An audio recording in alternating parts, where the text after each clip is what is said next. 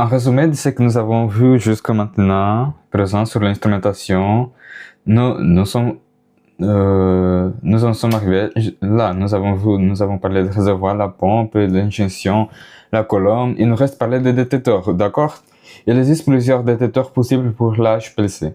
Mais comme nous avons fait ces cours courts, n'est-ce pas, et que j'ai décidé de me concentrer uniquement sur les UV visibles, d'accord? Si un jour vous allez travailler avec l'HPLC dans un autre détecteur, vous apprendrez. Bon, un détecteur idéal doit avoir une haute sensibilité et une faible limite de détention. Sensibilité. Qu'est-ce que cela signifie d'être sensible? D'accord? Pour une faible concentration, présenter un signal élevé, ok? Si je compare deux détecteurs pour une même concentration, celui qui présente les signaux les plus élevés est le plus sensible. Limite de détention, c'est un terme utilisé en chimie analytique. Qu'est-ce que c'est la limite de détention dans la méthode d'analyse? C'est la plus faible concentration de cette analyte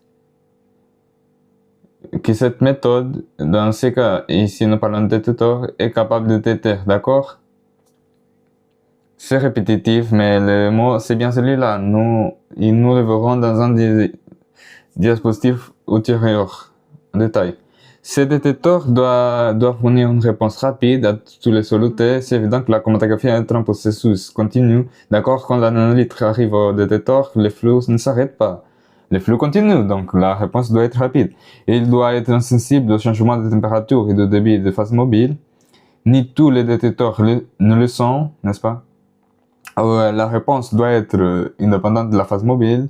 La réponse doit être linéaire avec la quantité de soluté, c'est-à-dire que je dois être capable de faire une courbe d'étalonnage reliant la concentration à la surface. Il doit être donc destructif et il doit fournir une information qualitative du pic désiré, en rappelant que ce sont des caractéristiques idéales d'un détecteur. Tous les détecteurs ne répondent pas à toutes les caractéristiques, ni tous les détecteurs ne répondent pas. Par exemple, je ne sais pas si vous avez entendu parler de spectrométrie de masse. La spectrométrie de masse est un détecteur possible pour l'HPLC. Et il est destructif. Quand l'échantillon arrive dans le détecteur de masse, l'échantillon est fragmenté, donc je ne peux pas, par exemple, utiliser un tel détecteur pour faire la chromatographie préparative, car je ne peux pas récupérer l'échantillon à la fin. Alors, quelle est la définition d'un détecteur? Alors, en fait, pratiquement tout instrument qui peut mesurer un signal physico-chimique en sortie de cette solution qui sort de la colonne pourrait être utilisé comme détecteur. Seulement, cet instrument doit avoir une sensibilité adéquate, c'est-à-dire qu'il doit fournir un signal suffisamment grand pour cette petite quantité qu'il passe. Parce que, rappelez-vous, nous appelons d'un débit de 1 ml par minute d'un liquide qui sort d'une colonne de dimension d'un stylo, par exemple, d'un stylo bic. D'accord? Je parle d'une petite cellule à flux. Quand on pense à un UV visible, je ne parle pas d'une cuvette pour faire la mesure. Je parle d'une cellule dont le volume est de l'ordre de microlitres. C'est donc un équipement avec une petite cellule à flux connectée à la sortie de la colonne et qui surveille la concentration des analytes qui sortent de la colonne à travers des propriétés physico-chimiques déterminées. Cela peut être des changements d'absorption, des émissions de lumière, cela peut être l'indice de réfraction, la conductivité, un paramètre électrochimique. Nous avons les principaux cas de détecteurs utilisés en HPLC. Détecteurs photométriques qui peuvent être par absorption ou par émission, détecteurs à indice de réfraction, détecteurs électrochimiques et de conduction, d'accord? En rappelant que nous allons nous concentrer sur les détecteurs UV visibles. Donc, les détecteurs UV visibles et les détecteurs à barrettes de diode. En fait, détecteurs à barrettes de diode est un détecteur UV visible un peu différent, un peu amélioré, disons ainsi. Et ils ont des caractéristiques de base en commun. Bon, toute substance, toute molécule qui absorbe les UV, quand elle passe dans ce détecteur, va générer un signal, d'accord? Donc, lorsque plusieurs groupes fonctionnels sont exposés à un rayonnement, ils subissent une excitation électronique qui résulte dans l'association électronique à des longueurs d'onde spécifiques pour les groupes. Allons-y. Donc, chaque molécule, chaque substance un niveau d'énergie fondamental. Elle reçoit un rayonnement qui fait passer la molécule de l'état fondamental à l'état excité. Donc, pour que la molécule passe de l'état fondamental à l'état excité, elle doit absorber cette quantité d'énergie. Et comme chaque molécule a des groupes fonctionnels différents, chaque molécule absorbera dans une région ou une autre. La région de UV ultraviolet se situe dans la plage de 210 à 380 nanomètres, celle de visible de 380 à 800 nanomètres. Pour la région de UV, on utilise normalement une lampe à deutérium. Pour la région de visible, une lampe de tungstène. Ces lampes seraient la source de rayonnement pour que ces molécules absorbent. Pratiquement 90% des substances organiques absorbent la lumière de l'énergie ultraviolet et pratiquement 65% d'entre elles absorbent la longueur d'onde de 254 nanomètres. Nous verrons ce que cela signifie. Les détecteurs UV visibles utilisent une longueur d'onde variable. Donc, en général, ce que nous avons, c'est un détecteur qui nous permet de travailler toute la plage UV et toute la plage visible. Mais pour faire la détection, je dois sélectionner quelle longueur d'onde je veux utiliser. Donc, par exemple, si je veux analyser le paracétamol, la caféine je dois savoir dans quelle région cette substance absorbe pour que je choisisse quelle longueur d'onde je vais utiliser pour la détection, d'accord? Donc, j'ai une lampe qui fournit les rayonnements blancs et j'ai un monochromateur qui va sélectionner la longueur d'onde que je veux. Et ici, nous avons un schéma de base d'un détecteur UV visible. Voyons ici si nous pouvons comprendre. Ici, j'ai une lampe qui peut être une lampe au tungstène si je travaille dans la région UV visible, ou une lampe de deutérium si je travaille dans la région UV. Les lampes émettent un rayonnement dans toute la plage, celle de 350 à 900 nanomètres et celle de 200 à 380. Cette lumière blanche fera un réseau de diffraction. Ce réseau de diffraction, imaginez un CD. Un CD, vous avez déjà observé la surface d'un CD, on DVD, quand la lumière frappe, on voit les couleurs et quand on bouge comme ça et on voit différentes lumières, ces différentes couleurs se déplacent. Vous avez déjà observé cela. Pourquoi cela arrive-t-il? Parce que l'information sur un CD est gravée, car ce matériel a des petits orifices de l'ordre de nanomètres où l'information y est codée. Vous avez déjà entendu parler dans les codes informatiques de 0, 1, 0, 1, 0, 0, 0, 0, 0, 1. Ça, c'est le schéma. Donc, c'est comme si on avait là, sur cette surface, une grille,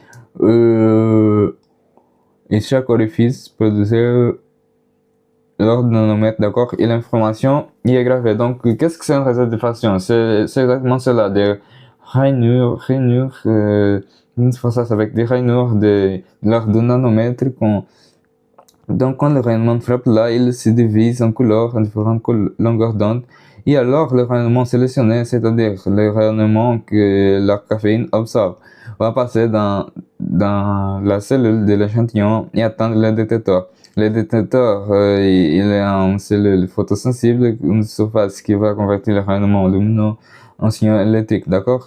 Et ainsi, avec ce petit schéma, c'est devenu plus clair, n'est-ce pas, que ce que nous disons ici. J'ai une source de rayonnement qui émet dans toute la plage de visible ou toute la plage de UV. J'ai un instrument appelé monochromateur, appelé celui qui va choisir une longueur d'onde. Donc d'abord, le rayonnement se divise, puis il est sélectionné par une fente ou quelque chose de similaire. Ce rayonnement passe par la cellule où se trouve l'échantillon et ensuite je le détecteur photoélectrique. La partie d'un instrument qui va convertir le rayonnement lumineux en signal électrique. Le détecteur à barrette de diode, DAD, diode array détecteur, est un UV visible avec une différence. Et quelle est cette différence? Ici, dans le détecteur UV visible conventionnel, je dois choisir une longueur d'onde ou deux pour faire la détection, pour mesurer l'absorbance, combien cet analyte a absorbé des rayonnements à cette longueur d'onde sélectionnée. Quand j'ai un DAD, un détecteur à barrette de diode, Diode Array Detector, je n'ai pas à m'inquiéter de cela. Je vais choisir la longueur d'onde pour laquelle il va générer le chromatogramme, mais il est capable de générer le spectre d'absorption entière. Le détecteur DAD utilise des systèmes optiques inversés, donc nous allons revoir les UV visitationnels conventionnels, d'accord, sur lumière monochromateur et échantillon. Et nous venons de lire ici que le DAD, le système optique est inversé, parce que nous avons quoi? Source de lumière, échantillon et monochromateur. Tout le rayonnement, le spectre entier qui sort de la source de la lampe, qu'elle soit en tungstène ou deutérium, passe par l'échantillon. Une partie des rayonnements est absorbée et ce qui n'a pas été observé atteint le réseau de diffraction, le monochromateur. Et alors, le chromatographie fait son travail de diviser le rayonnement en seule longueur d'onde. Et ici, au lieu d'avoir un photodétecteur, un détecteur photoélectrique qui convertit le rayonnement lumineux en l'énergie électrique, j'en ai plusieurs, un pour chaque longueur d'onde, disons ainsi.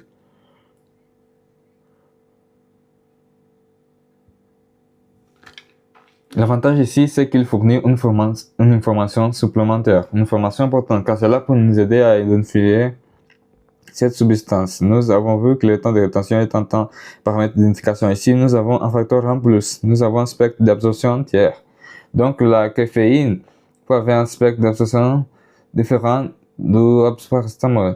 Par exemple, ce qui peut m'entraîner à savoir qui est qui.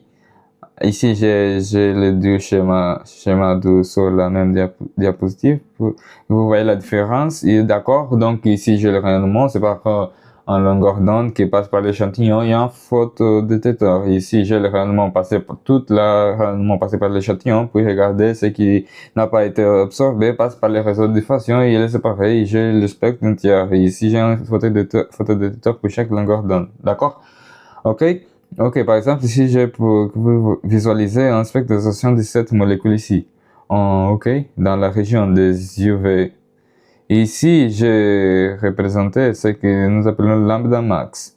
C'est quoi le lambda? C'est la longueur d'onde d'absorption maximale. Ce qui serait, laisse-moi voir ici, 225. 225 pour cette substance ici.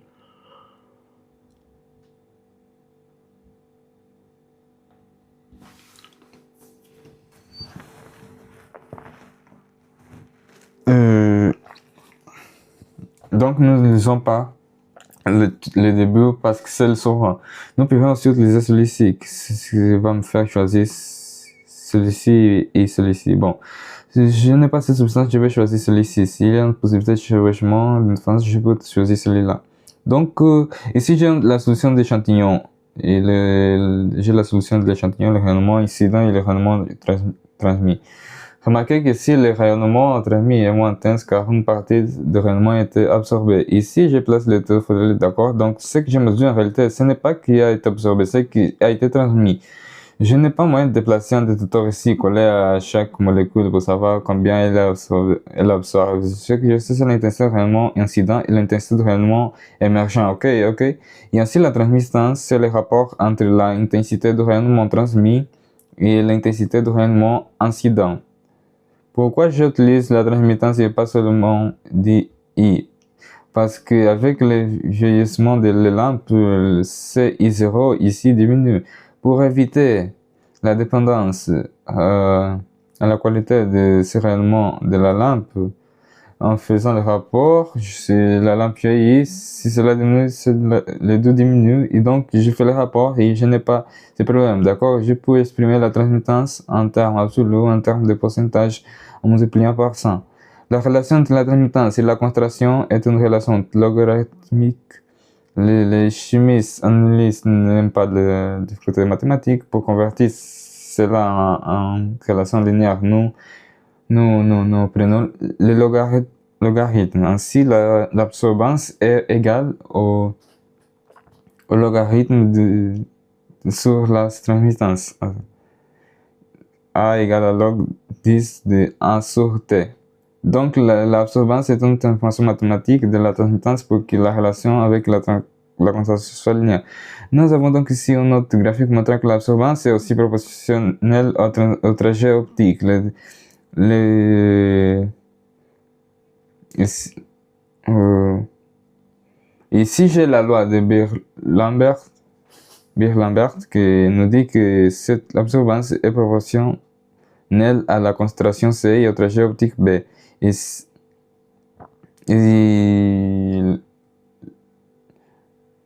La loi de Beer-Lambert est celle qui nous permet de faire une analyse quantitative. La concentration est proportionnelle à l'absorbance. Au mieux dit, l'absorbance est directement proportionnelle à la concentration et au trajet optique. Si le trajet optique est constant, nous n'avons pas à nous en soucier. Et cela nous permet de faire cette courbe de l'étalonnage des concentrations en fonction de l'absorbance.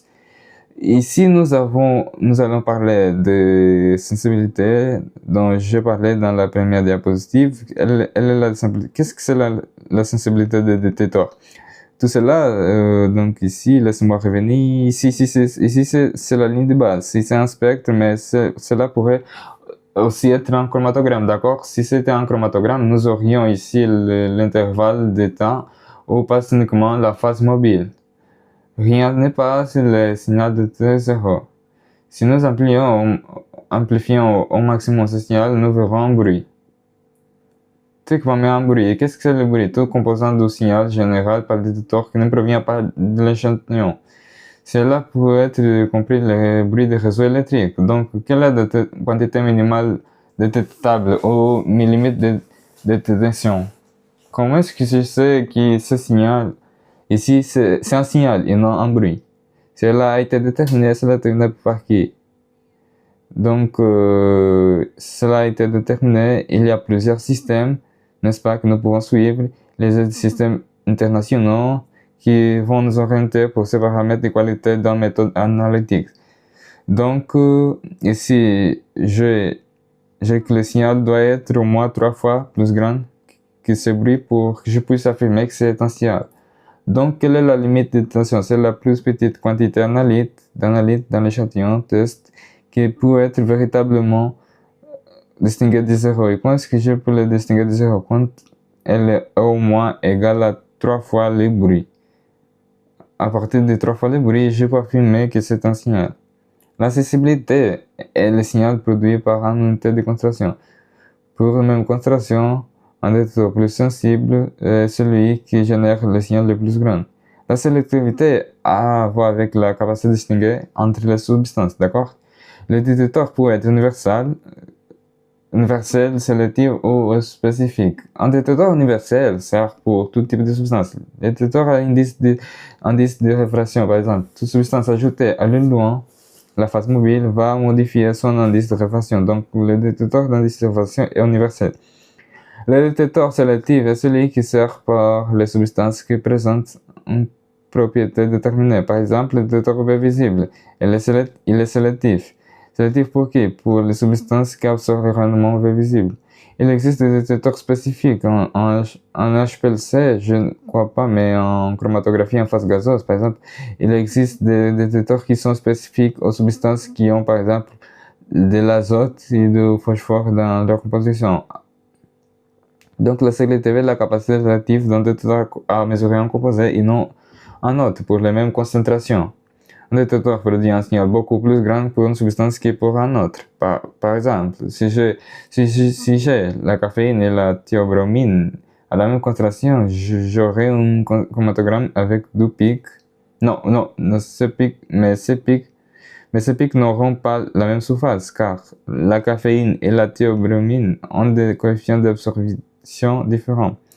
J'ai mis ici dans la diapositive quelques conseils de maintenance qui n'auront plus de sens pour vous que lorsque vous aurez l'occasion d'avoir un contact avec l'équipement, la pratique. Donc, nous allons le passer très rapidement. C'est à quoi que vous devez penser. Premièrement, la phase mobile doit être filtrée, dégazée, et elle doit être de qualité HPLC. Beaucoup de choses. Je dois acheter un solvant de qualité HPLC, je dois dépenser plus. Elle doit être filtrée et dégazée. la pompe est un système qui va me permettre de vérifier si tout va bien et non avec l'équipement. Et un paramètre très important pour cela est la pression. Les variations de pression dans ma pompe peuvent me donner un signal d'alerte que se passe quelque chose.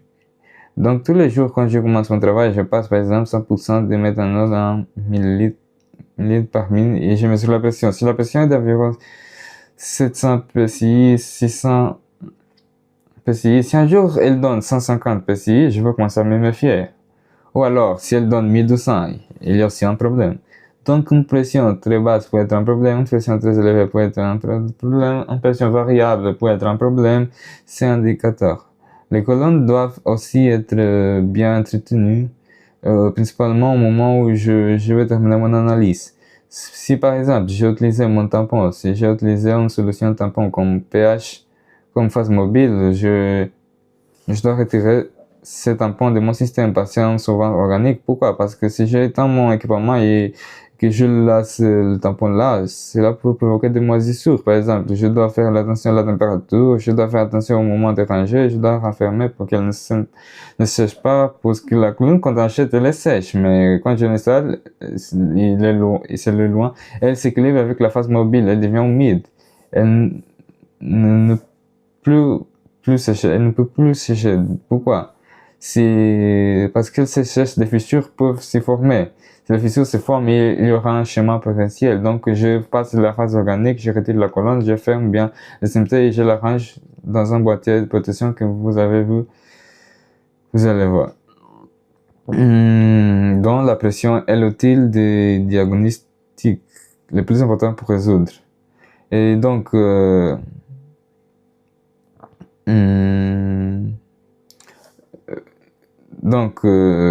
si le réservoir de solvant est vide, si j'ai planifié,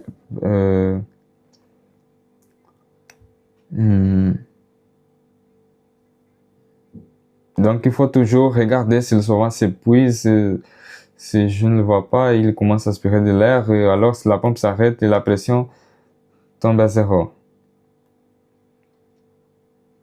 Bien, c'est bon pour aujourd'hui. Encore plus court aujourd'hui, une leçon plus courte. Ben, merci beaucoup et jusqu'au prochain cours.